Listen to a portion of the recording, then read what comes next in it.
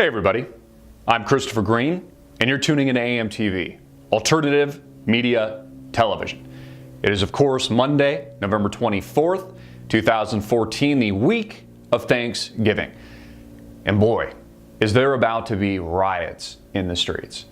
Is there about to be violence? And this is exactly what the President of the United States wants. Whether or not this is his unlawful and illegal executive order on immigration, or it is the incitement, courtesy of CNN and the bullshit corporately owned mainstream media, of the Michael Brown verdict, which soon we are about to hear any minute, any hour now, could be as soon as Monday, or maybe will be released strategically over the holiday weekend to spawn even more violence, which again is the agenda. And people on the ground want to burn down some QTs. Burn it down. And they also want to burn down and loot some Walmarts. Yeah, that's right. That'll do Michael Brown justice in his tragic death. Again, a grand jury investigating, now looking at the evidence, eyewitness accounts to support the story. Officer Darren Wilson was protecting himself in self-defense after unloading his clip into Michael Brown. Also, eyewitness accounts on the ground that support Michael Brown. Said he had his hands up. Said that he was unfairly targeted because he was black. Of course, everyone wants to ignore the surveillance footage, the actual, evidence of Michael Brown, a 6'4" individual, having a violent altercation with the store clerk just moments before his confrontation with Darren Wilson. Robbing a liquor store? Yeah, just minding his own business, that's right. But again, people want to burn it down. Isn't that a song or something? Burn it down? I don't know. Maybe we'll make a song like ding, ding, ding, burn it down, let's burn a couple QTs in a Walmart. Ding. Violence likely in the streets. Again, all of this a part of the Obama agenda. I'd like you to read a quote, only providing more merit to this theory, this thesis, which I really don't think is a thesis, it's just reality. The president said something in 2010 regarding immigration, and keep in mind that the president also studied constitutional law, so knows exactly what is legal and also illegal when it comes to his presidential powers.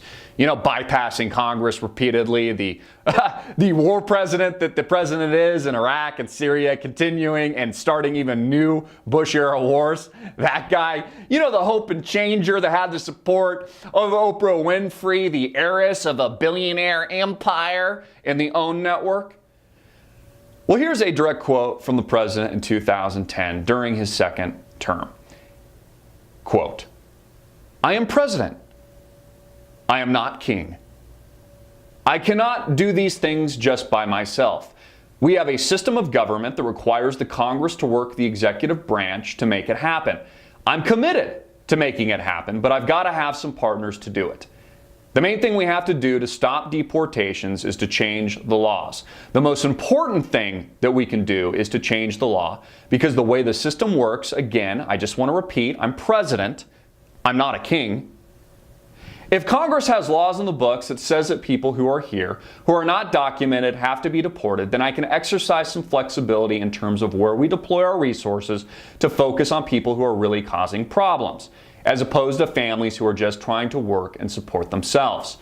But there's a limit to the discretion that I can show because I am obliged to execute the law." That's what the executive branch means. I can't just make up the laws by myself. Again, I am president. I am not king.